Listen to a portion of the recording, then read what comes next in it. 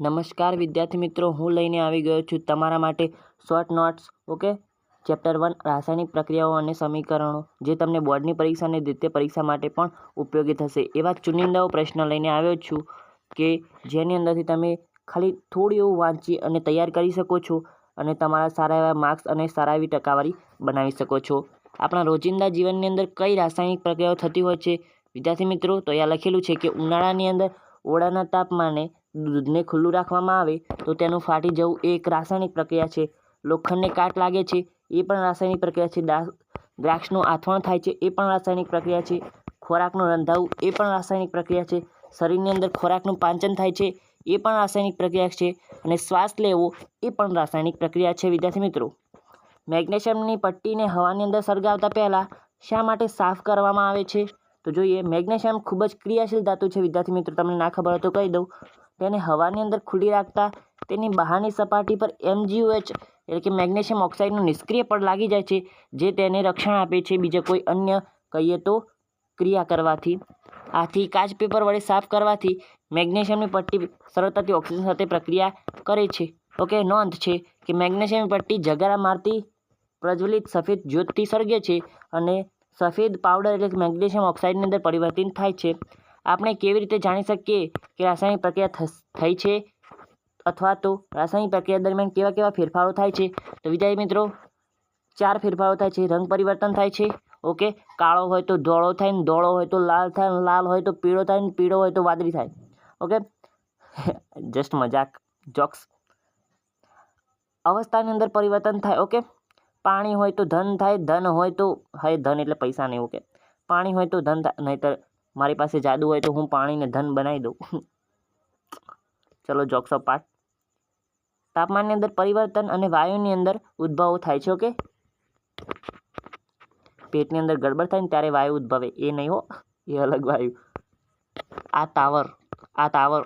Okay, જો તમે કહીએ તો કંઈક યાદ રાખવા માંગતા હોય તો એઝ અ કી તરીકે, ચાવી તરીકે, આ તાવર. ઓકે, આ તાવ વ ઓકે, આ તાવર. ઓકે, આર પછી તાવ એવું એ રાખી શકો. કોઈનું નામ આર ઉપરથી તમારા પ્રિયજનનું થતું હોય, ચાલુ આર. ઓકે, તાવ. ઓકે, એવી રીતે રાખી શકો છો. તમારા પ્રિયજનનું નામ પણ કમેન્ટ કરી શકો છો. કે નોંધ, રાસાયણિક સમીકરણને સંતુલિત કરવાની પદ્ધતિને હીટ એન્ડ ટ્રાયલ પદ્ધતિ કહે છે. વિદ્યાર્થી મિત્રો, મોસ્ટ આઈએમપી MCQની અંદર પૂછાવાના ચાન્સીસ છે. બોર્ડની અંદર પણ પૂછાઈ ગયેલ છે MCQ, તો તૈયાર કરી લેજો. પણ એક વખત નજર માર લઈએ એટલે કમ્પ્લીટ જ છે. રાસાયણિક સમીકરણ સંતુલિત કરો. Hydrogen plus chlorine, hydrogen chlorine H2 plus Cl2 બરાબર 2HCl થાય. ઓકે, એ રીતે બેરિયમ ક્લોરાઇડ છે પ્લસ એલ્યુમિનિયમ સલ્ફેટ અને બેરિયમ સલ્ફેટ બરાબર aluminium chloride. Okay, 3BaCl2 plus Al2 અને SO4 અને 3, તો 3BaSO4 અને 2AlCl3. ઓકે, સોડિયમ પ્લસ પાણી પ્લસ બરાબર સોડિયમ હાઇડ્રોક્સાઇડ અને હાઇડ્રોજન 2NaOH પ્લસ H2 આવે, 2Na અને 2H2O મળીને ભૌતિક અવસ્થાઓની સંજ્ઞા સહિત સંતુલિત રાસાયણિક સમીકરણ લખો. ઓકે, બેરિયમ ક્લોરાઇડ અને સોડિયમ સલ્ફેટના પાણીની અંદર બનાવેલા દ્રાવણો અને પ્રક્રિયા થઈ અદ્રાવ્ય બેરિયમ સલ્ફેટ અને સોડિયમ ક્લોરાઇડનું દ્રાવણ મળે છે. BaCl પ્લસ NaSO4, તો BaSO4 અને 2NaCl. ઓકે, સોડિયમ હાઇડ્રોક્સાઇડ દ્રાવણની અંદર હાઇડ્રોક્લોરિક એસિડના દ્રાવણ સાથે પ્રક્રિયા કરી સોડિયમ ક્લોરાઇડ દ્રાવણ બને છે.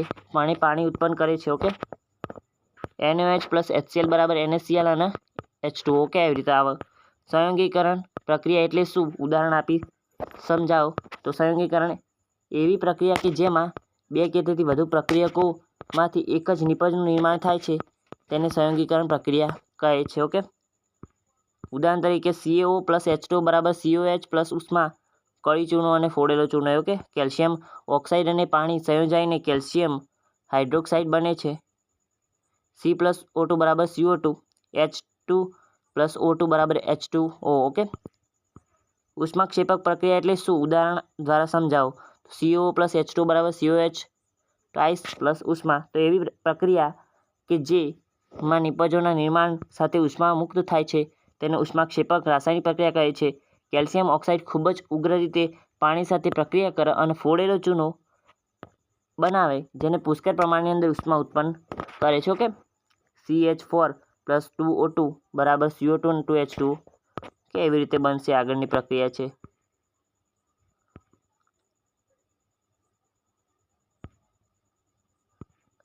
બીજું ઉદાહરણ છે CH4 ને એરિયો. ઓકે, એટલે પાછું પહેલાંની અંદર ના મિશ્ર કરી દેતા. શ્વસન ઉષ્માક્ષેપક પ્રક્રિયા છે, સમજાવો. ખોરાકમાંથી આપણને ઉર્જા મળે છે એ પણ સમજાવવાનું છે. ઓકે, એટલે લખેલું છે એઝ અ પાર્ટ ઓફ જવાબના. દાખલા તરીકે ભાત, બટાકા, બ્રેડ, પકોડા, પાલક પકોડા કાર્બોદિત પદાર્થ છે. પાચન દરમિયાન તેનું વિભાજન થઈ ગ્લુકોઝ ઉદ્ભવે છે. ગ્લુકોઝ શરીરની અંદર ઓક્સિજન સાથે સંયોજાઈ ઉર્જા પૂરી પાડે છે. આ પ્રક્રિયાને શ્વસન કહે છે. શ્વસન દરમિયાન ઉર્જા મુક્ત થતી હોવાથી શ્વસન એ ઉષ્માક્ષેપક પ્રક્રિયા છે. તમે કે શ્વસન દરમિયાન ઉષ્મા ક્યાં મુક્ત થાય છે? ઊંડો શ્વાસ લો અને છોડો, ગરમ દેખાશે, ગરમ હવા લાગશે એટલે એ ઉષ્મા મુક્ત થાય છે. ઓકે, એટલે ઉષ્માક્ષેપક છે.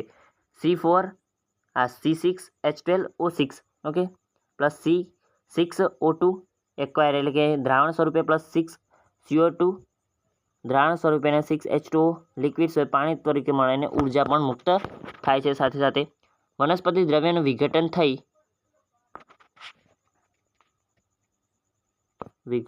ખાતર. ઓકે, વનસ્પતિ દ્રવ્યનું વિઘટન ખાતર બનવું તે ઉષ્માક્ષેપક પ્રક્રિયા છે. વિઘટન પ્રક્રિયા એટલે શું? ઉદાહરણ સહિત સમજાવો અથવા ઉષ્મીય વિઘટન ઉદાહરણ સહિત સમજાવો. વિઘટન પ્રક્રિયા એક જ પ્રક્રિયક તૂટીને વધુ સરળ નિપજો આપે છે તેને વિઘટન પ્રક્રિયા કહે છે. ઓકે, ઉદાહરણ તરીકે 2FeSO4 અને Fe2O3 + SO2 + SO3 મળે છે. તો ફેરસ સલ્ફેટના સ્ફટિકને ગરમ કરતાં તેમાંથી પાણી દૂર થાય છે અને સ્ફટિકનો રંગ બદલાય અને ફેરિક ઓક્સાઇડ, સલ્ફર ડાયોક્સાઇડ અને તો ફેરસ સલ્ફેટ આવો FeSO4 એના સ્ફટિકને ગરમ કરીએ તો એની અંદરથી પાણી બનો. ઓકે, અને સ્ફટિકનો રંગ પણ બદલાઈ જાય. ફેરિક ઓક્સાઇડ, સલ્ફર ડાયોક્સાઇડ અને સલ્ફર ડાયોક્સાઇડ મળો. ઓકે, આખી પ્રક્રિયા ઉપર લખેલી એના જોઈને આપણે ઉતારવાનું છે. ઓકે, CaSO3 સોલિડ સ્વરૂપે ઉષ્મા અને CaO સોલિડ સ્વરૂપે CO2 ગેસ સ્વરૂપે. ચૂનાનો પથ્થર કળી ચૂનો કેલ્શિયમ ઓક્સાઇડને ચૂનાનો અથવા તો કળી ચૂનો કહે છે. તેનો ઉપયોગ કરીને સિમેન્ટની બનાવટ થાય છે. ઓકે, સૂર્યપ્રકાશે વિઘટન સમજાવો. તેના 2 ઉદાહરણ લખો. તો AgCl સૂર્યપ્રકાશની અંદર રાખવામાં આવે સિલ્વર ક્લોરાઇડ. ઓકે, એને 2Ag એટલે કે 2 કહીએ તો પરમાણુ અથવા તો અણુઓ સિલ્વર ના મળે અને Cl2 મળે છે ગેસ તરીકે. તો સૂર્યપ્રકાશની અંદર સફેદ સિલ્વર ક્લોરાઇડ રૂપાંતર રાખોડી રંગમાં પદાર્થમાં થાય છે. પ્રકાશને કારણે સિલ્વર ક્લોરાઇડનું વિઘટન થઈ સિલ્વર અને ક્લોરિન છૂટા પડે છે. 2AgBr એટલે કે સિલ્વર બ્રોમાઇડ એને સૂર્યપ્રકાશની અંદર રાખીએ તો 2Ag એટલે કે સિલ્વર બને અને બ્રોમિન વાયુ ઉત્પન્ન થાય. આ પ્રક્રિયાનો ઉપયોગ શ્યામ અને શ્વેત ફોટોગ્રાફીની અંદર કરવામાં આવે. કાળા ધોળા બ્લેક એન્ડ વ્હાઇટ હતા ને, ટીવી આવતા હતા એ વખત બ્લેક એન્ડ વ્હાઇટ પિક્ચરો બનતી હતી, એના અંદર ઉપયોગ થતો. ઉષ્મા શોષક પ્રક્રિયા એટલે શું? ઉદાહરણ દ્વારા આપો. ઉષ્મા શોષક એટલે કે ઉષ્મા શોષાય. જે રાસાયણિક પ્રક્રિયા દરમિયાન ઉષ્માનું શોષણ થાય તે રાસાયણિક પ્રક્રિયાનું ઉષ્મા શોષણ પ્રક્રિયા કહે છે અથવા શોષક પ્રક્રિયા કહે છે.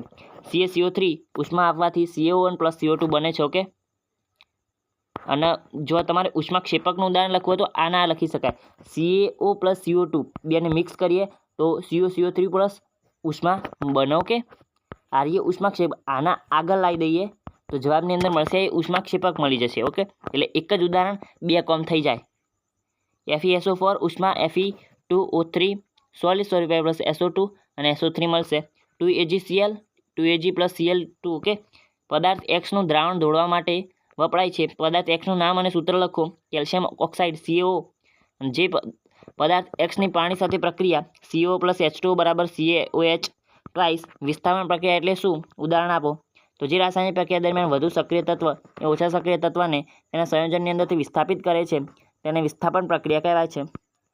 Fe + CuSO4 કે એક્વાયર સ્વરૂપે અને FeSO4 પ્લસ કહે તો છૂટું પડે છે Cu. તો આ પ્રક્રિયાની અંદર આયર્ન કોપર સલ્ફેટના દ્રાવણમાંથી કોપરને વિસ્થાપિત કરવા દૂર કરે છે. બીજા ઉદાહરણ. Okay, Zn + CuSO4 + Zn SO4 + Cu. તો Pb CuCl2 અને PbCl2 + Cu. તો દ્વિવિસ્થાપન પ્રક્રિયા એટલે શું તેના ઉદાહરણ સહિત સમજાવો. એવી પ્રક્રિયા કે જેના અંદર પ્રક્રિયકો વચ્ચે આયનોની આપલે થતી હોય તેને વિસ્થાપન પ્રક્રિયા કહે છે. ઉદાહરણ તરીકે Na2SO4 અને BaCl અને BaSO4 બને અને NaCl બને છે. ઓકે, અક્ષેપણ પ્રક્રિયા એટલે કઈ? તો જે રાસાયણિક પ્રક્રિયા દરમિયાન પાણી અંદર અદ્રાવ્ય હોય એવા સફેદ પદાર્થનું નિર્માણ થાય તેના પ્રક્રિયાને અક્ષેપણ પ્રક્રિયા કહેવાય. ઓક્સિડેશન પ્રક્રિયા એટલે શું તેનું ઉદાહરણ આપી સમજાવો.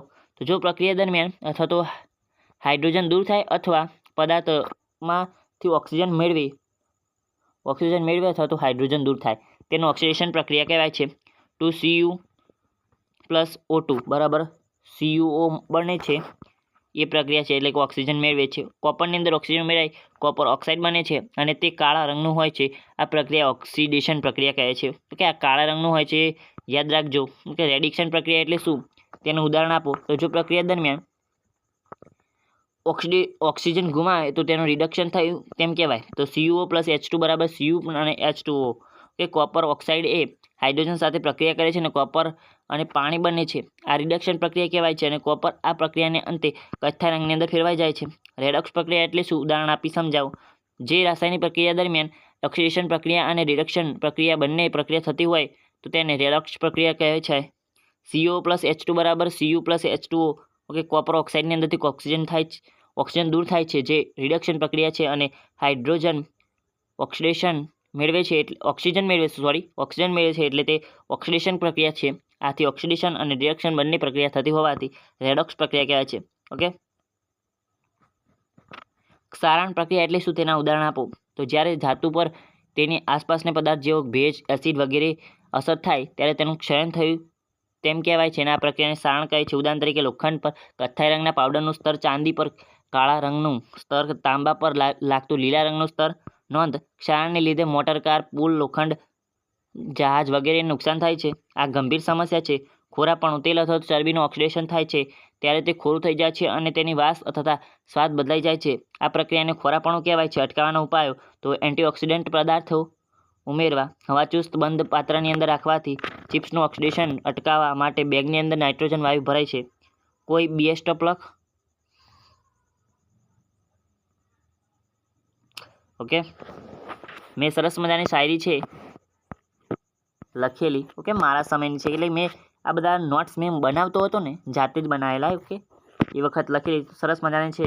બહુ જ વિચારવા જેવી છે કે કોઈ બેસ્ટ ઓફ લક કહે તો કહો મારી જાન ભવિષ્ય બનાવું છું, જુગાર નથી રમતો, તે લક પર ભરોસો કરું.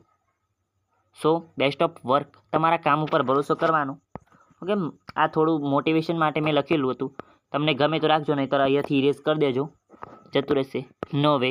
ઓકે, તો બેસ્ટ ઓફ લક કહે તો કહો મારી જાન ભવિષ્ય બનાવું છું, જુગાર નથી રમતો, લક પર ભરોસો કરું. સો બેસ્ટ ઓફ વર્ક. ફરી મળીશું આવતા વિડીયોની અંદર. તમારી એક્ઝામ માટે બેસ્ટ ઓફ લક તો કહેવાનો નથી હું, કારણ કે બેસ્ટ ઓફ વર્ક